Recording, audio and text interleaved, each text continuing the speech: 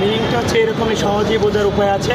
আপনি জানেন 1971 সালে যারা এই দেশে বিরোধী করছে, যারা এই দেশকে স্বাধীন হইতে বাধা দিয়েছে, যাদের নিজের স্বার্থ বড় করে দেখেছে, দেশের স্বার্থ রেখে, সেই রকমই 5ই আগস্টের আগ থেকে আপনি দেখবেন বিভিন্ন শ্রেণী বিভিন্ন পেশারও রয়েছে, যাতে সরকারি চাকরিজীবী রয়েছে, আমলা রয়েছে, পুলিশ রয়েছে এবং দলীয় সংগঠনের নেতাকর্মী রয়েছে, যারা চেয়েছে এই আওয়ামী দুঃশাসন আরও কিছুদিন চলুক, মানুষের প্রতি গুম হত্যা এগুলো চলুক, কিন্তু বৈষম্য বিরোধী ছাত্র জনতা সেটা মানেনি। তাই তাদের যারা প্রতিরোধ করেছে এবং এই দেশকে পুনরায় স্বাধীন করতে যারা বাধা দিয়েছে, এরা এই 5ই আগস্টের থেকে তারাই হচ্ছে এই 24-এর রাজাকার, আমি এটা মনে করি। তাই আমার যুক্তি এখানে, যারা দেশ বিরোধী কাজ করেছে তারা 71-এ যদি রাজাকার হয়ে থাকে, তবে 5ই আগস্টের যারা বিরোধী করছে তারাও রাজাকার। আরেকটি জিনিস আপনার কাছে জানতে চাচ্ছি, আসলে এদের বিচার জামাত ইসলামের আমির সাহেব বলছে যে ক্ষমা দৃষ্টিতে দেখা উচিত। যারা স্বজনহারা, বাংলাদেশ সরকারের ভোটারবিহীন সরকার বলতো সবসময় যে স্বজনহারা সে বোঝে, তার স্বজন হারাইছে সে প্রতিশোধ নেছে।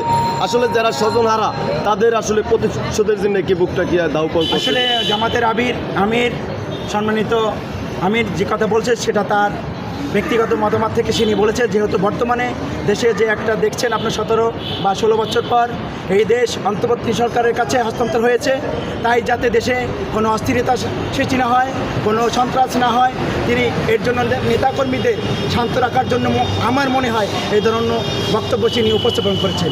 আসলে যারা 5ই আগস্টের আগ থেকে এই 17 বছর গুন্ডামি বদমাশি সন্ত্রাস করেছে, তাদেরকে আইনের মাধ্যমে বিচারে এনে তাদের বিচার করা হোক, কিন্তু ব্যক্তিগতভাবে আইন কেউ হাতে নিয়ে কাউকে খুন খারাপি করা আমার মতেও আমি এটা পছন্দ করি না, আমার সংগঠনও পছন্দ করে না।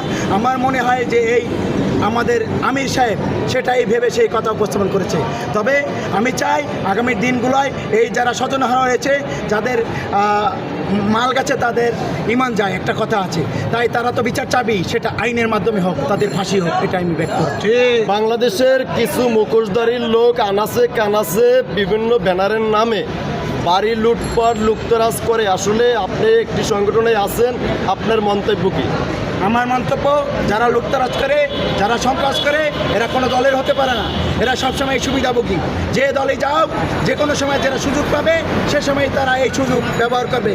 আপনি জানেন সাপ কখনো কামড় দেয় না, যখন তাকে আঘাত করতে যায় তখনই সে কামড় দেয়, কিন্তু এই লোকগুলো সাপের চেয়ে ভয়ঙ্কর, কারণ তারা চায় যে এই সুযোগ পাইছে, এই সুযোগে যদি তারা অর্থ উপার্জন করে রাখতে পারে তবে তাদের ভবিষ্যৎ ভালো চলবে। তবে এদের আইনের আওতায় এনে বিচার করা অতি জরুরি, এবং ভবিষ্যতে যে সরকার আসবে সে সরকারও এদের বিচার করবে, আমি এই আশাবাদ ব্যক্ত রাখি। সাধারণ মানুষের কাছে আপনাদের সংগঠনের তরফ থেকে মেসেজ কি?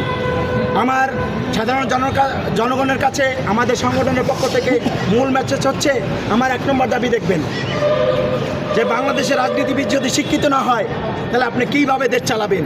বিগত দিনে আপনি দেখেছেন অশিক্ষিত লোকগুলো রাজনীতিতে প্রবেশ করার কারণে দেশে সন্ত্রাস, লুটতরাজ, গুম খুন হত্যা এগুলো বেশি ছিল।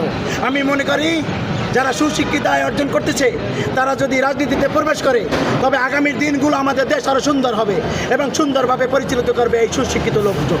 ধন্যবাদ আপনাকে।